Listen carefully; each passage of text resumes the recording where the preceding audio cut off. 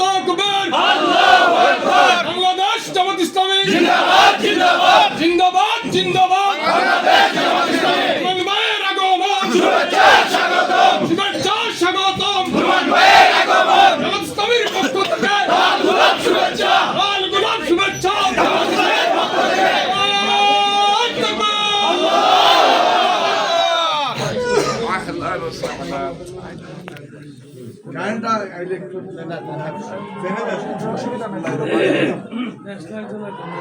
আমরা লাইটটা কই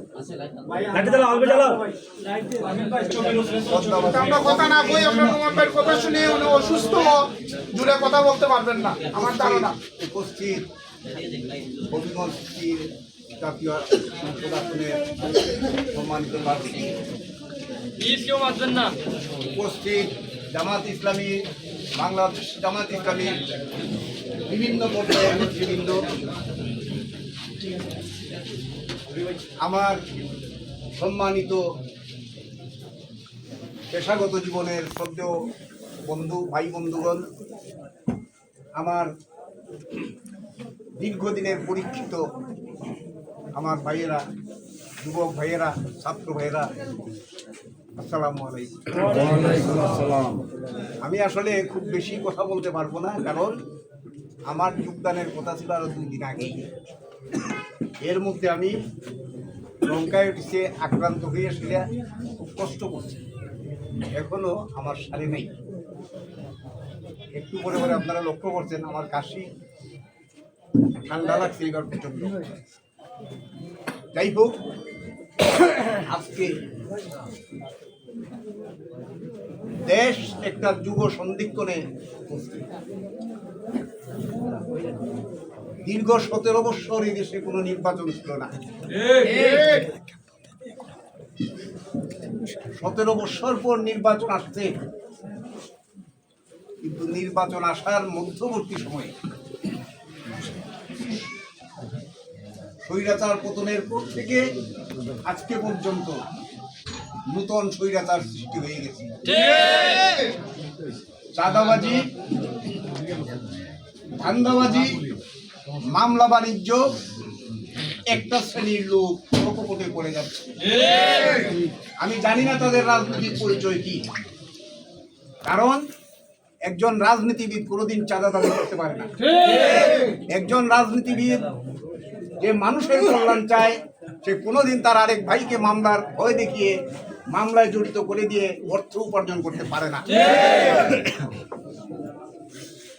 কোনো অফিস আদালত রাজনীতিবিদরা যে অন্যায়ভাবে দখল করতে পারে না, কাউকে চাপ প্রয়োগ করে কোনো কাজ আদায় করতে পারে না। এইগুলা যারা করে এরা রাজনীতিবিদ না।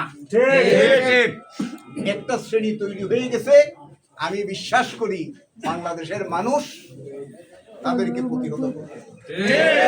আর দেশের সকল রাজনীতি যারা বিভিন্ন দলে আছেন, বিভিন্ন পর্যায়ে আছেন, প্রকৃত অর্থে যারা রাজনীতি করেন, তারা সকলে সম্মিলিতভাবে জনগণের এই প্রতিহত কাজকে সহযোগিতা করবে। আজকে আমাদের হবিগঞ্জের অসংখ্য রাজনৈতিক নেতা কর্মী, যুবক ছাত্র ভাইয়েরা বাংলাদেশ জামাত ইসলামীতে এই কাফেলায় যোগ দিচ্ছে। যারা এখানে আসছেন, আমি তাদের নেতা না, তারা আমার নেতা। তাদের নির্দেশনায় আমাকে কাজ করতে হয়েছে। এবং আমার সাথে যারা আজকে আসছেন, প্রতিটা লোক নিজের পকেটের পয়সা খরচ করে, নিজের মূল্যবান সময় নষ্ট করে আমাকে নিয়ে গ্রাম থেকে গ্রামান্তরে ঘুরে বেরিয়েছে। উদ্দেশ্য একটাই, আমরা একটা সুস্থ ধারার রাজনীতি চাই। কিন্তু সুস্থ ধারার রাজনীতি প্রতিষ্ঠা করতে যে এই বছরের যে ভেলকিবাজি আমরা দেখছি, এই ভেলকিবাজি আমাদেরকে আশ্চর্যান্বিত করেছে। আমি আমার কথা দীর্ঘায়িত করব না। আর মাত্র কয়েকদিন নির্বাচনে, ইতিমধ্যে কেউ কেউ নাকি হুমকি ধামকি দেওয়া শুরু করছেন। নির্বাচনের মাঠ যদি উত্তপ্ত হয় তাইলে ছেড়ে দিবেন না। আর নির্বাচন জিনিসটাই তো সুন্দর। নিরুত্তাপ নির্বাচন তো নির্বাচন না। নির্বাচন আনন্দের সাথে ভোট দিবে মানুষ। সবার মুখে থাকবে দাঁড়িপাল্লা এবং সবাই ভোটের হুমকে যাবে। এটাকে নিরুত্তাপ করার কোনো কারণ নাই। আমরা যারা আজকে এই কাফেলায় জড়িত হয়েছি, আমাদের মার্কা কোনটা? দাঁড়িপাল্লা।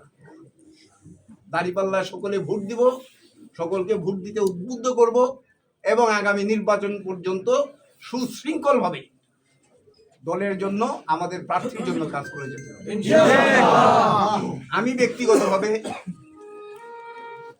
যেহেতু সময় খুব কম, হয়তো পায়ে হেঁটে বিভিন্ন জায়গায় যেতে পারবো না। বাস্তবতায় স্বীকার করতে হবে, কারণ ইতিমধ্যে আমি অসুস্থ হয়ে গেছি। কাজেই যেখানে যেখানে জনসভা হবে, আমার যদি প্রয়োজন মনে করেন আমাকে বলা মাত্র আমি ওখানে যাই।